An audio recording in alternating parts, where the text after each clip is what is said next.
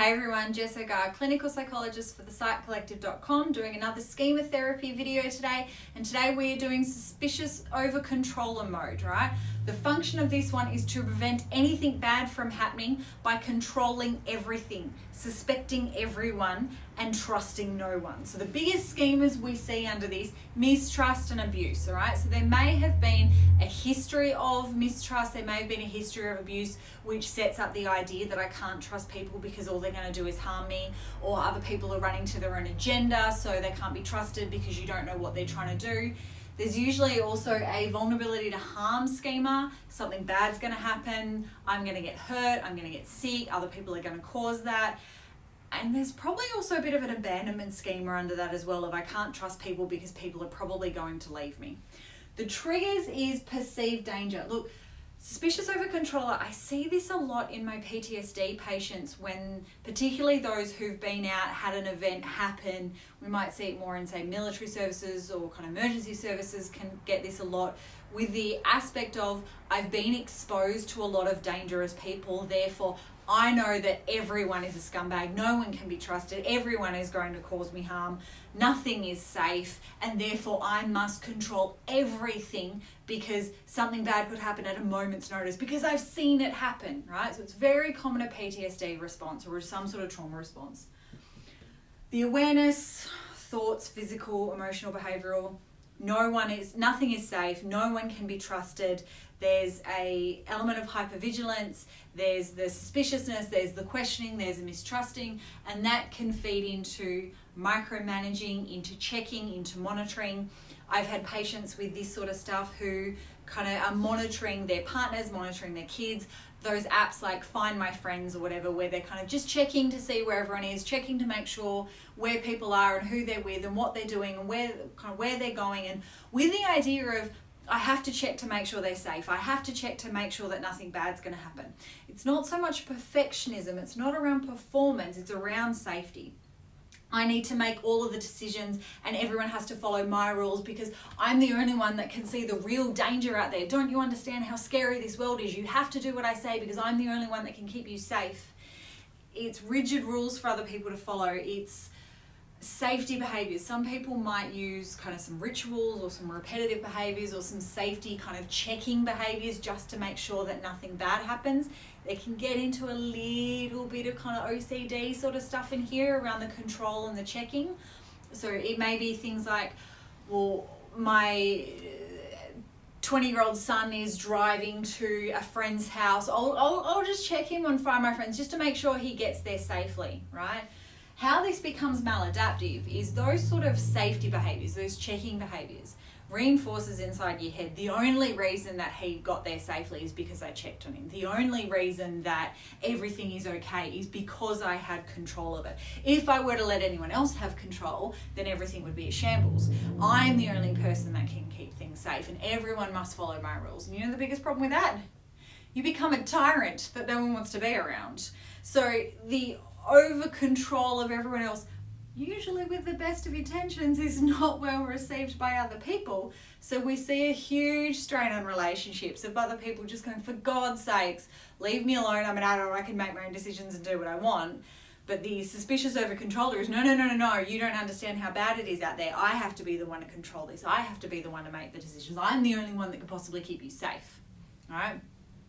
So crossover, well, perfectionistic overcompensator can look similar, but you need to understand the difference in the function of the behavior. Suspicious overcontroller is to prevent anything bad from happening in order to keep people safe.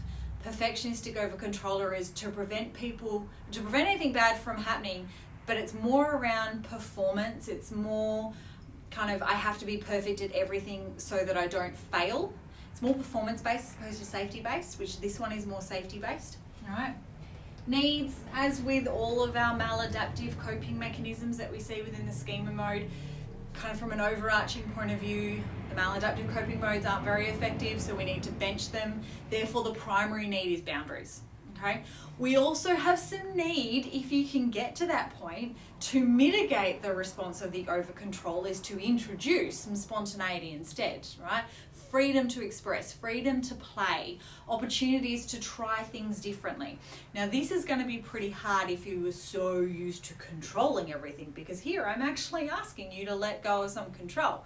So where the healthy adult needs to come in is around some reality checking. Reality check your fears around safety, your fears around your mistrust towards other people, to understand the difference between probability estimates and possibility estimates. Is it possible? Yes. Is it probable? Probably not, right? So having some limits on the checking behaviors, removing some access to safety behaviors. This is where something like ERP, exposure and response prevention. It's a clinical technique that we use kind of more so within treating OCD specifically. That's where it was generated, with the idea that you have the thought that something bad's going to happen, so usually you would engage in some sort of checking ritual or kind of compulsive behavior to mitigate the idea or the bad thing from happening. Whereas ERP says, well, you can have the bad thought and don't check, don't do the ritual. So a similar sort of thing needs to happen here. Having the kind of worry that your son's going to die in a car accident on the way to the party, so you're checking in on Find My Friends to monitor that and convincing yourself that the only way he was safe is because you checked. Well, then this would be around healthy adults saying, whether you check the app or not has absolutely no influence on the outcome of the event. So let's reduce the checking. Let's stop micromanaging other people. Let's stop calling all the shots and making all the rules for everybody else. And let's start kind of creating an opportunity for other healthy adults to have their say and their ideas and express what they want to be able to happen in these situations. It's really to allow for autonomy in other people, right?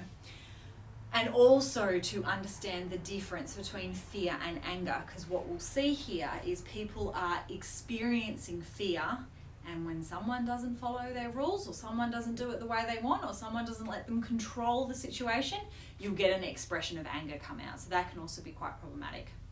In terms of others, how others can help you, it's for them to assert their boundaries of, I'm not willing to tolerate you monitoring me on Find My Friends all the time, but there's got to be some compromise with that.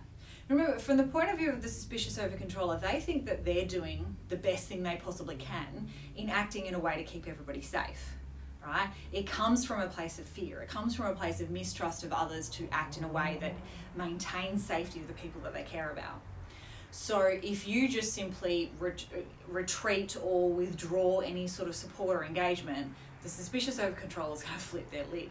So in terms of how other people can help someone who is acting in the suspicious overcontroller mode, it's about that compromise. It's, no, I don't want you following me on Find My Friends. However, I will text you when I get to my destination so that you know that I'm safe, right? It's around acting in ways to demonstrate trustworthiness so that they can build up some credibility and some belief in your capacity to act safely, so they don't feel like they constantly have to be checking on you. Whilst there's also kind of a bit of a quid pro quo there of, I've proven that I am trustworthy, now you need to back off, which is where we assert with compromise, okay? The last thing is for the people who are trying to support someone who is in an kind of suspicious overcontroller sort of mode, don't weaponize danger or abandonment. Okay, so sometimes what we see, and it's more so where we have a suspicious over-controlling parent and a child who's just sick of it, they rebel by going to do some really dumb stuff or some dangerous stuff or some unsafe stuff to kind of try and set them off because they've had enough. That's a really kind of dangerous mechanism to engage in with people who are suspicious over-controllers, because they're just not going to be able to handle it. Right? So being mindful that if you want them to back off and trust you, you need to show that you are trustworthy. Now that puts a fair bit of responsibility on you when you may not actually be the problem here. However, for a suspicious overcontroller to have the willingness to do the work, to learn how to make some changes and bring in their healthy adult, they need to know that the other party is willing to play the game. Okay? Hope you found that helpful. Stay tuned and hit subscribe on YouTube for our next videos. I've got 2 more coming today. We'll release them over the next few weeks, and I will see you next time. Thanks, guys. Bye.